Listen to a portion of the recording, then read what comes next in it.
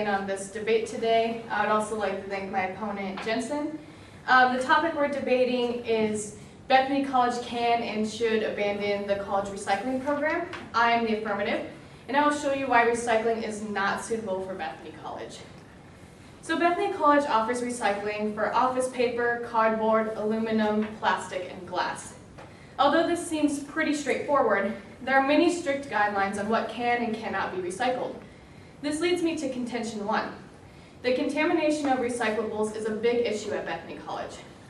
The McPherson Area Solid Waste Utilities website has a list of acceptable materials and how to dispose of them. For example, plastics must be separated between type 1, which is clear and green bottles, and type 2, colored bottles and milk and water jugs. They should be rinsed and disposed of with no cap. Many students do not know the difference between these plastics and hardly take the time to clean them.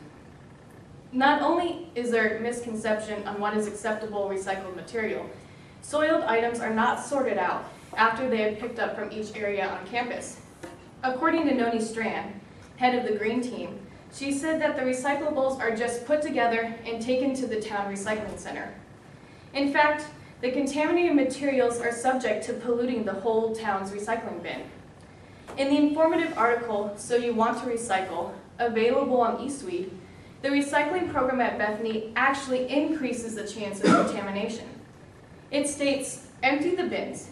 It helps if you take one partially full bag of recycling and dump other partially full bags into it so that you can reuse as many bags as possible. After this instruction, it states to dump the recyclables out of the bags into the appropriate bins at the recycling center. So not only can we not assess how much contamination is in each individual bin on campus, we're increasing the risk of polluting the other harmless recyclables in Lindsborg. But why is this a problem? The reason is contaminated materials increase labor costs and cannot be recycled. As said by Geraldine Seeley in her article, Is Recycling Worth the Trouble Cost for ABC News? When consumers don't sort and clean their recyclables, the costs of labor go up, with potential for contamination.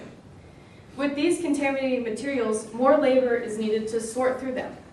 More labor equals increased labor costs, which in turn, recycling costs would rise.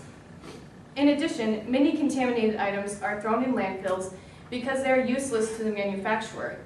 The durability of these items is compromised. So in sum, Bethany College does not need to pay more for recycling than it already does. Which leads me to contention 2. How do we actually know if recycling on campus is cost effective? Bethany College pays for the 6-yard office paper bin outside of Anamar and the 6-yard cardboard bin outside the cafeteria.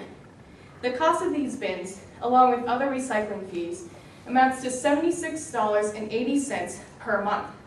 This does not include the fuel charge for a person to come pick up the bins. And although the Lindsborg Recycling Center is free to use, there are still fuel charges to drop off the recycling. So the total amount spent on recycling per year at Bethany is approximately $1,000. That may not seem like a lot in some viewers' eyes, but how do we even know the money is worth it? The major problem attributed to this is lack of measurement.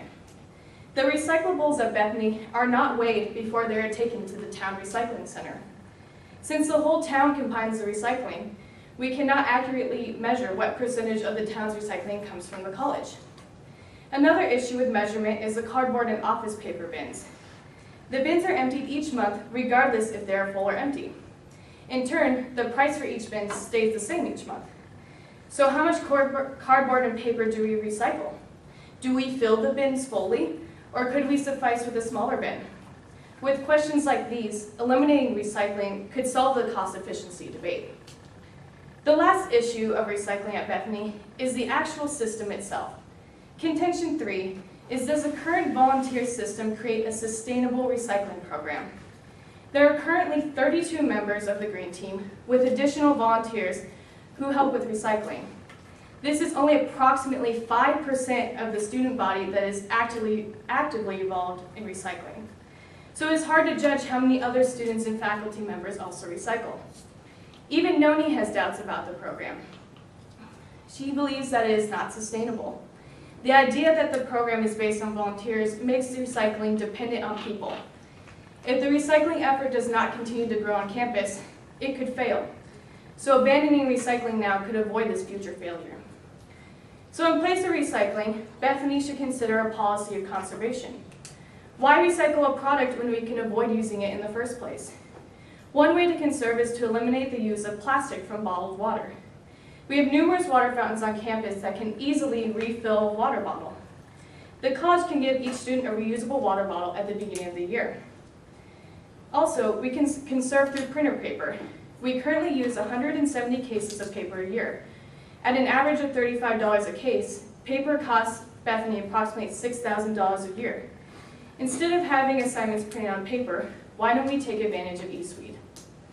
So to conclude, Bethany College should abandon their recycling program, and I encourage you to vote for the affirmative.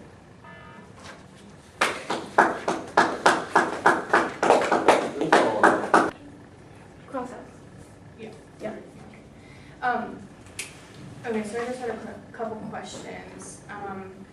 First of all, this New Belgium Brewing Company is in Fort Collins, Colorado? Correct. Okay, so that's a fairly large city with a fairly large campus, Colorado State University, which can help, in educating their recycling program, but how do we transfer that to a small campus like this? At the end of the website that I had mentioned, the Sustainable Business Story, at the end they said if you have any questions or comments, or you would like to learn more about how they did it, they're happy to help with an email. Okay, and can you, again, the goals, one of them was the 162.63 megajoules reduction of what?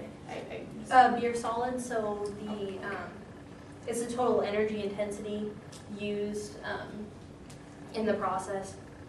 So that, and they also created that waste management for the brown bottles. Mm-hmm. Okay. So you talked about education and how mostly your plan is just educating the populace on campus. I mean, are there other ways than just telling people like that you plan to educate? Because it seems like you're just depending on the green team to go out and have the knowledge and then spread it. Is there other ways we can spread this knowledge throughout campus and people will actually listen or adhere? I think one thing, I mean, there's always a possibility of a reward system, and I think that, I mean, in my belief is that if I tell you don't think about an elephant, you're immediately going to think about an elephant. So I think if you just put that idea in their minds, then, I mean, something might come from it, hopefully. Yeah, that's all I have. So.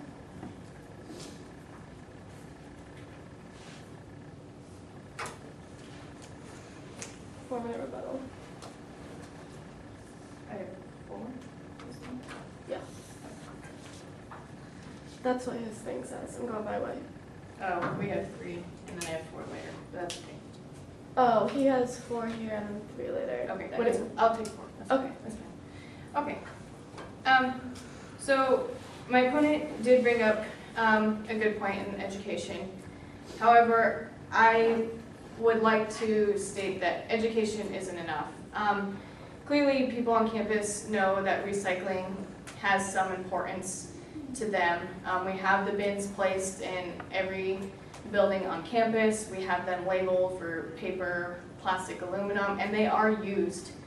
However, I don't feel that telling someone, hey, you need to clean out this bottle and you need to remove the cap is going to be an effective way of educating them about recycling.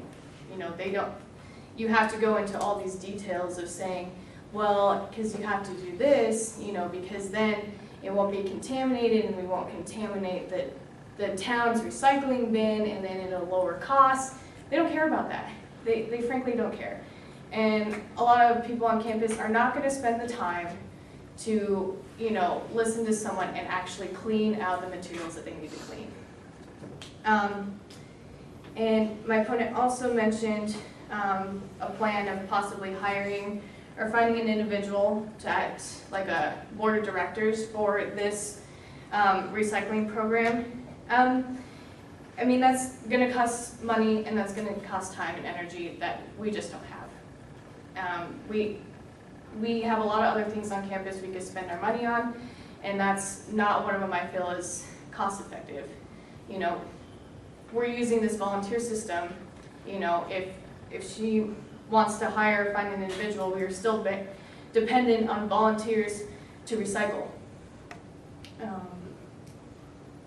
And I believe that's all I have for this.